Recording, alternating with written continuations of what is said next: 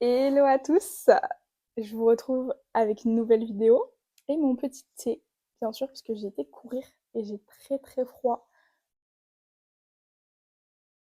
Vous m'excuserez. J'espère que le micro est bien mis, c'est une première. J'espère que vous m'entendez mieux que l'ancienne vidéo. Je suis désolée, j'avais pas encore de micro, donc là, tout doit aller mieux. J'espère que vous êtes contents et contentes d'être en 2025. Ça y est, nouvelle année, nouvelle ère. Et aujourd'hui, on va parler de méditation. Pourquoi méditer en 2025? Pourquoi tout le monde en parle? Quels sont les bienfaits, mon expérience, ce que j'en pense et comment débuter? Clairement, parce que quand on ne connaît pas une discipline, c'est compliqué de débuter et on se dit mais en fait c'est impossible. Je vais jamais réussir à tenir une routine tous les jours et ça va juste me passer comme ça. Ça va être une résolution qui va être perdue dans le temps. Alors que là, je vais tout vous expliquer dans cette vidéo. Je vais essayer d'être concise et d'être assez claire. Si jamais je suis pas assez claire, vous pouvez en commentaire me poser quelques questions, j'y répondrai bien évidemment. En premier temps, on va définir qu'est-ce que la méditation. Donc la méditation, c'est un art de se recentrer, de réussir à être dans l'instant présent et d'avoir un esprit plus conscient. Cette pratique est là depuis des millénaires, mais juste on n'en a pas entendu parler parce que c'est plus développé dans l'Occident. Comme d'habitude, on a du retard et on en parle seulement maintenant. Et beaucoup de gens s'y mettent parce que ça calme le mental, ça t'apaise et ça permet vraiment de se recentrer, d'avoir une meilleure concentration. En fait, il y a des bienfaits sur tout. Et je vais vous expliquer comme quoi c'est accessible à tous. Il n'y a pas besoin d'être une experte en spiritualité, en bouddhisme pour méditer. Bien sûr, ça va demander de la rigueur et de la concentration parce que c'est quelque chose qui va devoir s'ancrer dans votre routine parce que les bienfaits se montrent avec une pratique qui est régulière, comme le sport, comme toute discipline, j'ai envie de vous dire. Il faut être constant et patient. Dans la méditation, il ne faut pas attendre que ça soit magique, que quelque chose arrive et que ça va bouleverser toute votre vie, que tout va en un claquement de doigts se régler, vos problèmes. Non, ça marche pas comme ça. La méditation, dans un premier temps, ça va vous recentrer, ça va vous aider à peut-être faire des autres choix parce que vous allez être plus conscient de qu'est-ce que je dois faire dans ma vie, en fait, qu'est-ce qui ne va pas déjà. Ça va vous aider à voir les choses qui doivent changer, éliminer tout ce qui vous pèse, ce qui vous entrave, alors que en réalité, dans la vie de tous les jours, on se dit pas, ok, je vais prendre un moment pour souffler, pour penser à mes problèmes, pour peut-être y réfléchir et avoir une zone de calme pour peut-être mieux y réfléchir. Et c'est ça qu'apporte la méditation, une meilleure vision par rapport à toutes ces choses. On a beaucoup de techniques de méditation, on a la visualisation, une pratique qui va être de visualiser peut-être un objectif, un changement, une habitude qu'on veut ancrer dans notre vie. Ça va être plus pour quelqu'un qui a l'habitude et qui a une bonne imagerie mentale, mais c'est possible aussi pour les débutants. Bon, le but, ça va être de visualiser avec des images, avec des sons, avec le sens, tous les sens possibles, le toucher, l'odorat, une visualisation claire, précise de qu'est-ce qu'on veut attirer, de qu'est-ce qu'on veut changer. Et en ce sens, ça va vous aider à obtenir cette chose.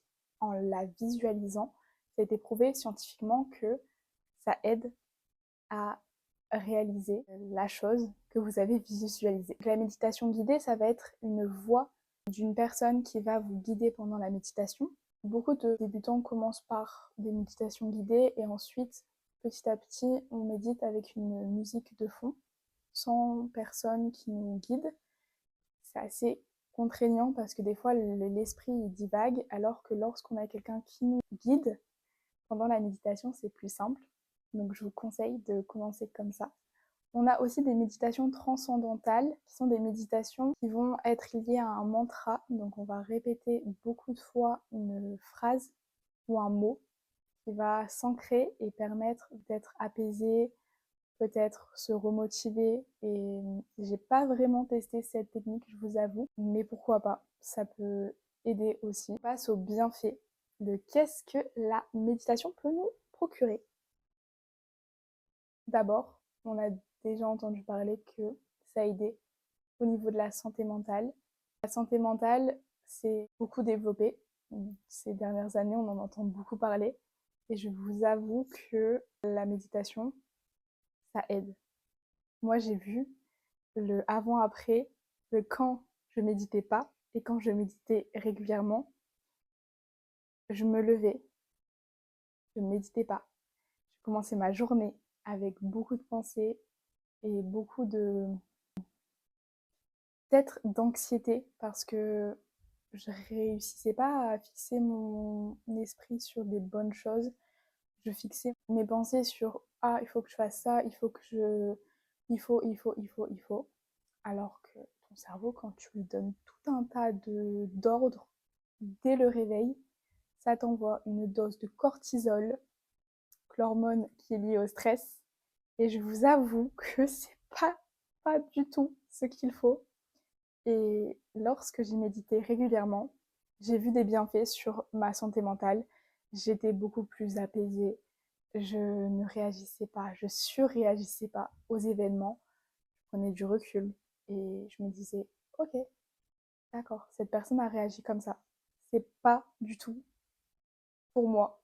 C'est elle, sa vision des choses. C'est pas de mon ressort. Je n'ai pas à mettre mon énergie là-dedans. Et quand tu comprends ça, je vous jure, c'est vous voyez la vie mais d'une autre manière et ça paraît magique, mais je vous jure que ça vous passe d'un mindset 1 à un mindset 2 où vous n'êtes plus du tout la même personne. Vous ne pensez pas du tout de la même manière et peut-être que ça peut faire peur, mais je vous assure que c'est pour le mieux parce que quand tu bouffes ton énergie dans des pensées qui sont avec des fréquences très basses. Ça, j'en reparlerai dans une autre vidéo. Des fréquences très basses qui vont vous attirer en fait des personnes avec des fréquences très basses. Ça va vous attirer des relations toxiques, des relations qui sont malsaines, qui vont vous envoyer des expériences négatives, enfin des expériences vues comme négatives, mais c'est pour vous montrer que vous n'êtes pas dans le bon chemin et que c'est vous-même qui attirez ces personnes et c'est compliqué à réaliser et à se dire ok, là c'est moi et il faut que je change. Et je vous jure que la méditation aide à se recentrer et à comprendre tout ça. Toutes les personnes hypersensibles, écoutez-moi, je vous jure que la méditation sur les émotions, sur le lâcher prise, toutes ces choses où on se dit on est toute seule, on surréagit, on comprend pas qu'est-ce qui se passe dans notre corps. Pourquoi? La méditation va te décharger. Ça va décharger toute cette pression accumulée, par exemple, au cours de la journée. C'est typique des hypersensibles. Quand tu es exposé à beaucoup d'interactions sociales le soir, tu peux avoir des émotions qui ne sont pas les tiennes et donc les extérioriser par différentes choses, hein. Tu peux aller au sport, tu peux écrire et tu peux aussi méditer. Donc voilà, pour la gestion des émotions. Sur le long terme, ensuite, on a des bénéfices sur la santé physique. On a une diminution de la pression artérielle, une amélioration du sommeil.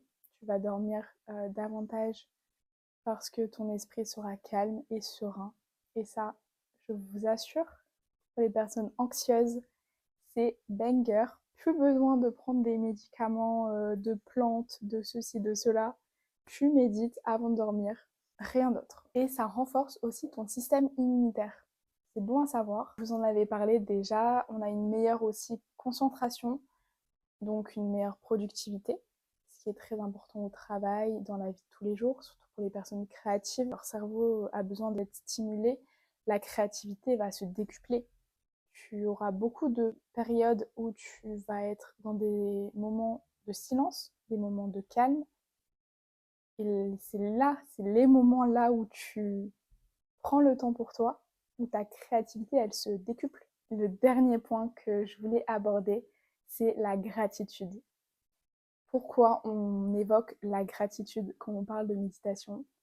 Parce que tu vas te rendre compte que tu feras attention aux petites choses de la vie, les petits moments, par exemple en famille, avec tes animaux. Quand tu cuisines, tu vas savourer tous ces moments, alors qu'avant, tu prenais même pas le temps de te dire ah oui, il y a eu ça dans ma journée, j'ai vu telle personne, j'ai fait ceci, j'ai fait cela et ça m'a rendu heureux. Je pense que à la fin de la journée, tu ne dis pas ça. Quand tu médites, tu prends le temps de réfléchir à ces moments qui t'ont rendu heureux, qui t'ont fait sourire. C'est banal, hein, mais trois choses dans la journée qui t'ont rendu heureux, ça va te procurer un sentiment de gratitude. Pour vous parler de mon expérience personnelle, j'ai commencé à méditer à mes 15 ans. Vous allez dire, ça fait il y a longtemps. Oui, sauf que j'étais pas vraiment euh, régulière. Je méditais une fois toutes les semaines, toutes les 2 semaines. Et du coup, bah, la concentration, tout ce que j'ai évoqué juste avant, je ne l'avais pas réellement remarqué. Je l'ai remarqué lorsque je méditais régulièrement une fois tous les 2 jours ou une fois tous les jours. Et c'est là où tu verras que tout change parce que tu l'as ancré dans ta routine. C'est comme le sport. Si tu veux avoir des résultats, il faut que tu y ailles tous les jours, tous les 2 jours. Pour avoir vraiment cette discipline, pour être vraiment discipliné et te dire, ok, là je veux des résultats. Et en ce sens, c'est pas pareil niveau sport et méditation. Parce que dans la méditation, on n'est pas là pour chercher du résultat et des objectifs. Mais c'est très important d'avoir cette discipline, de te concentrer sur toutes les bonnes choses que tu peux avoir quand tu médites régulièrement. Par exemple, le matin, dis-toi, au lieu d'être sur mon téléphone, d'être en train de regarder ce que les autres font, je vais me procurer un instant de calme le matin, 5 à 10 minutes pour commencer ma journée sur une bonne note. Et là, tu verras la différence. Déjà, tu te prioriseras toi d'abord avant de regarder ce que les autres font. Parce que généralement, c'est ce qu'on fait et ça ne nous apporte rien, à part un sentiment de jalousie ou d'infériorité. Pourquoi commencer en 2025 la méditation? Parce que c'est vraiment un outil qui va vous aider dans votre glow-up, dans votre changement, si jamais vous voulez évoluer et réussir à avoir une meilleure santé mentale, à réussir toutes les choses que je vous ai évoquées au-dessus. Ça peut être bénéfique sur plein d'aspects. Et je pense qu'en France, c'est encore sous-développé. Et c'est vraiment une pratique qui est naturelle, accessible à tous. Vous n'avez pas besoin de matériel ni de vous inscrire quelque part. Il y a des méditations qui sont disponibles sur YouTube, sur Spotify, sur toutes les plateformes. Et je vous invite à regarder dès maintenant. Moi, d'ailleurs, j'ai quelques méditations sur mon podcast Éclat du soleil. Je vous mettrai le lien en barre d'infos. Et j'espère que ça vous plaira. J'essayerai aussi de développer quelques méditations sur le compte YouTube. Voilà, ça peut être cool. Ça peut en aider certains qui cherchent et qui ne trouvent pas ce qui leur convient. Je vais vous donner quelques conseils pour commencer parce que c'est compliqué en général, mais soyez indulgents envers vous-même parce qu'on ne commence pas quelque chose en se disant on va réussir. Au départ, c'est compliqué. L'esprit, il va divaguer, il va penser, et c'est normal. L'esprit humain, il est là pour penser. On a des millions de pensées par jour. Donc, pendant ta méditation, tu auras quelques pensées. Mais le but, c'est de quand même finir ta méditation. Et à chaque fois que tu as une pensée, Déjà, réussir à la conscientiser. En général, on a des pensées, on n'a pas conscience de ces pensées. Là, la méditation, ça va vous apprendre à être conscient de ce qu'on pense. Et du coup, lorsque tu as une pensée, te dire, ok, elle est là, je me reconcentre sur ma respiration, elle va partir. Du coup, débuter petit à petit, comme je vous disais, 5 à 10 minutes, avec des méditations guidées pour avoir une meilleure concentration et quelqu'un qui vous guide, avec quelqu'un qui vous amène vers ce chemin méditatif, ça va être plus simple pour commencer. J'espère que cette vidéo vous aura plu. Je ne vais pas vous dire que la méditation va vous transformer votre vie, mais pour celles et ceux qui commencent et qui sont réguliers, je vous jure que vous allez voir un avant et un après sur votre façon de penser, sur votre manière d'être envers les autres et envers vous-même, la bienveillance, la gratitude, toutes ces choses, la patience aussi. Je me suis rendu compte qu'avant, je n'étais pas vraiment quelqu'un de patient et au fur et à mesure, bah, je le suis plus et attendre dans une file d'attente, ça ne me fait rien. Je préfère me dire, bah là, c'est l'occasion de faire quelque chose que peut-être j'aurais pas eu le temps de faire. J'espère que cette vidéo vous aura plu et je vous dis à très vite pour une nouvelle vidéo. Ciao!